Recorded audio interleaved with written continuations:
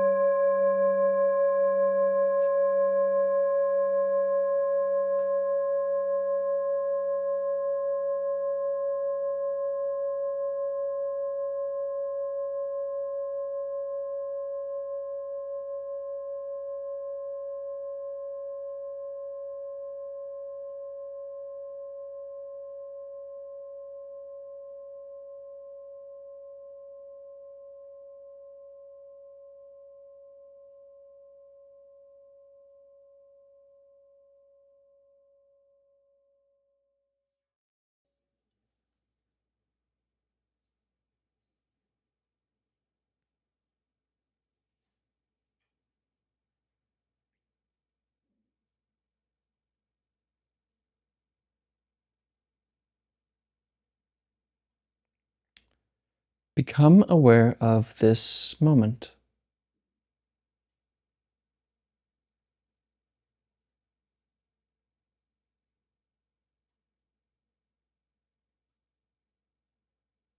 And we can we can just use a different word here other than moment. We can say, become aware of experience.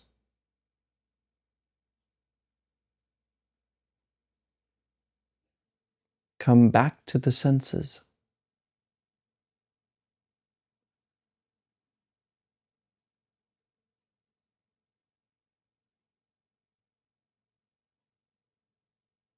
Normally, we are lost in thought, judging our experience, comparing experience,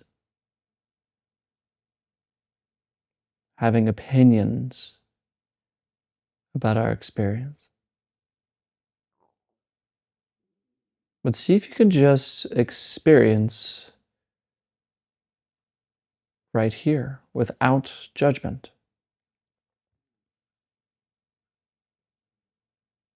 without saying that it's a good experience or a bad experience.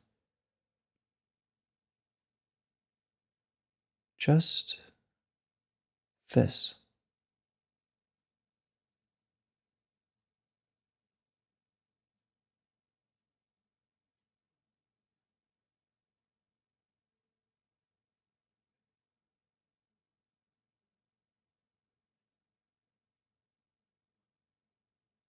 We're not trying to attain or grab a hold of anything here.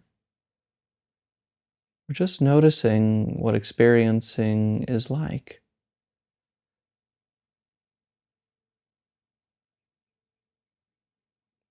Not thinking about it, not learning about it, not understanding it even. Just the direct experience of experience.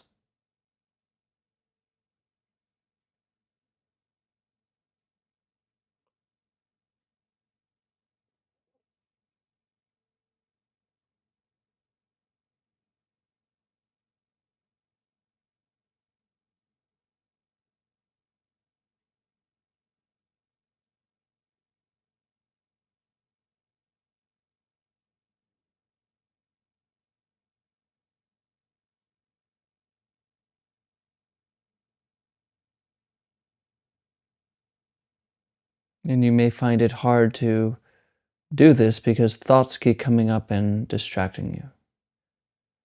In fact, we are all probably having that exact experience. And that's okay. Just notice what it is like to be lost in thought.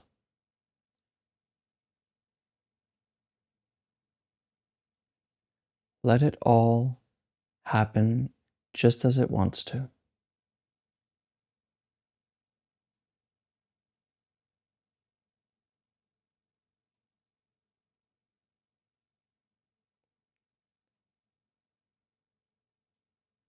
Forget the control freak. Let everything be.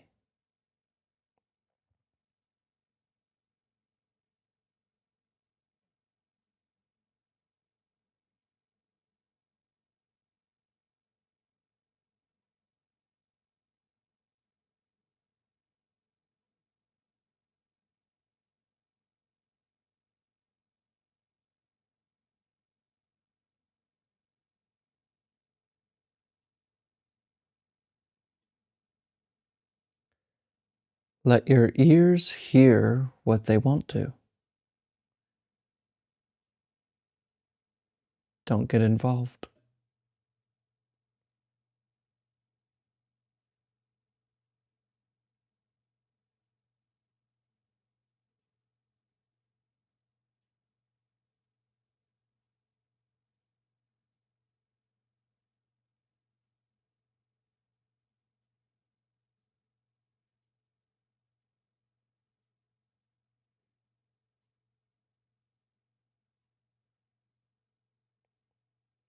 Let your eyes see what they want to. Even if they are closed, there's a visual experience. Just let it happen.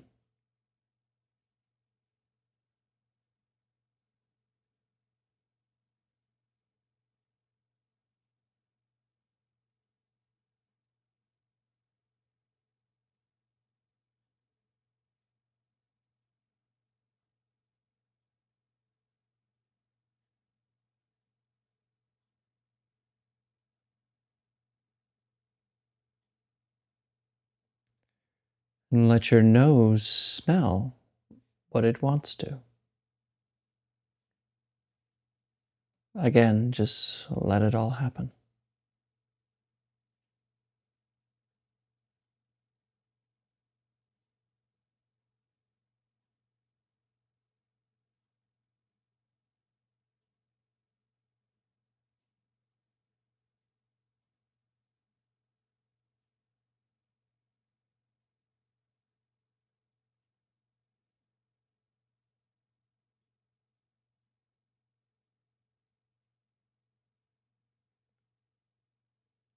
And let the body feel what it wants to.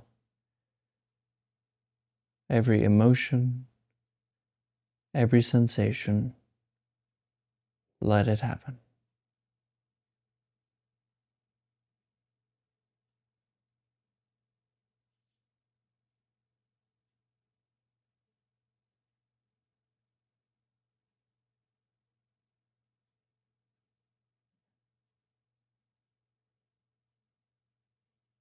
And of course, allow the mind to think whatever it wants to.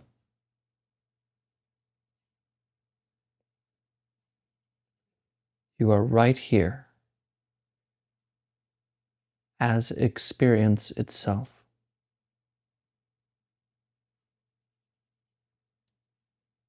So completely rest.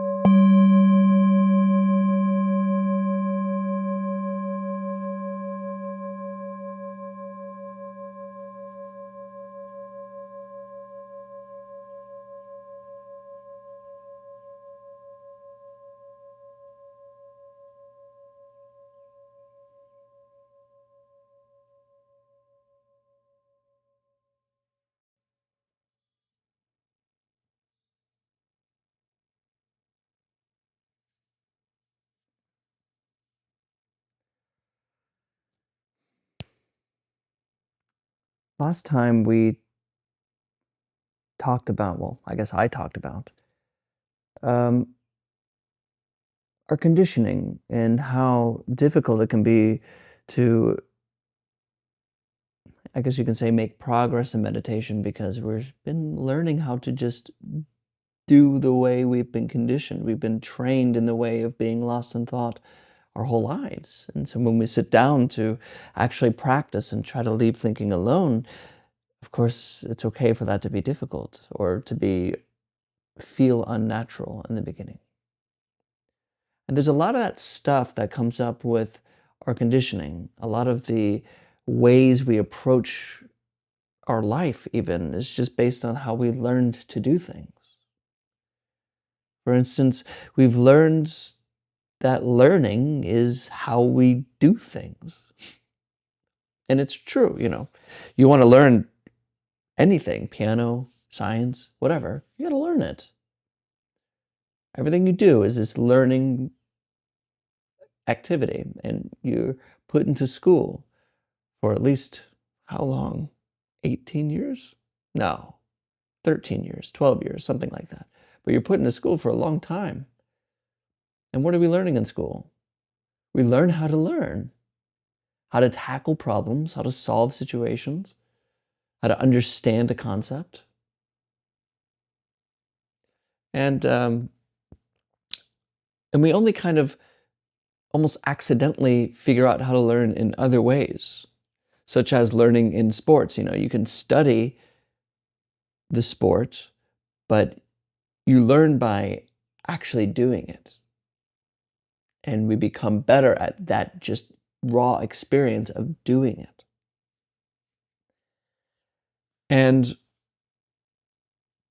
we run into that a lot with practice of meditation. There's a certain amount of learning that can be done with meditation. There's a certain amount of books you can read. There's a certain amount of people you can listen to talk. You can turn on these videos and learn how to practice meditation. But there's a point where it just stops. It doesn't help anymore. There's a point where you've learned enough.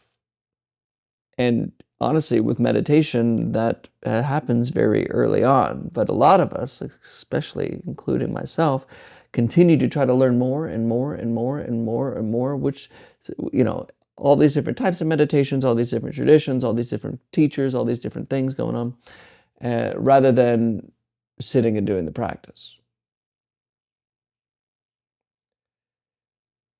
And the insights of practice can't be found through words. It's not really a concept to write down, like, oh, this is what you should be feeling, this is how you should be looking, this is what it is like to experience the lack of thought. We can use these words, but it is never it. And so I only say this out of genuine experience, my own experience of what can be called hoarding spiritual teachers, learning and reading every book on the subject. I even majored in philosophy, which was a heavy emphasis on comparative religion, just because I was so interested, and I still am, in the subject of waking up and what other cultures and religions had to say about it and what it really meant, and how many, you know, if only I listened to one Dharma talk every day, then I would probably start getting the point. And for a long time, I would only just listen to talks. I would listen to Eckhart Tolle, Muji, um, I mean, a lot of them. Papaji, Sri Ramana Maharshi, Sam Harris. Just this constant slew of spiritual teachers, and I thought that that was the practice that I'm learning. I'm learning it, but it wasn't until I learned how to really practice from Hyang Sunim that I realized that all of that was not a waste of time, but it wasn't moving things along. You know, that analogy where it's like if you want to get to Paris from New York, first you got to take a plane or a boat, but you don't land, I guess you can land in Paris. So let's say you got to get to the city of Tours in France, which is it's like an hour outside of Paris. You got to fly into Paris, but then you can't hold the plane and then go to Tours.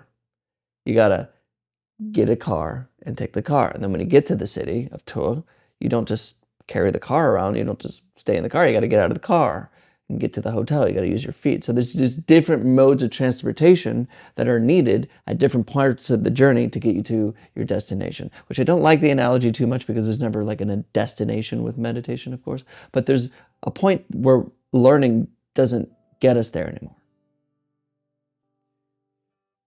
You know, you can use the boat to get across the river, but you don't need to take the boat and carry it along with you on the land. Set it down. There's a point where you just got to let the learning go and just sit and practice. And this practice isn't about words. It isn't about concepts. It's about direct experience. It's just experience. It's not something really to be written in a book, even though people do. I do. And don't get me wrong, I to this day still listen to spiritual talks. I listen to a lot of different teachers all the time, but not as a way of learning, but really just as a reminder of coming back to the practice. It's always about this moment. It's always about experience. So just be wary. You can't learn this. It's not something to learn through reading and learning about all these different types of practices and all these different teachers and all this stuff. It's really in the practice. So practice. Whatever you do, wherever you are, whatever is happening, just practice. Thank you for your time today, and I will see you Friday. Have a wonderful Thursday, full of practice.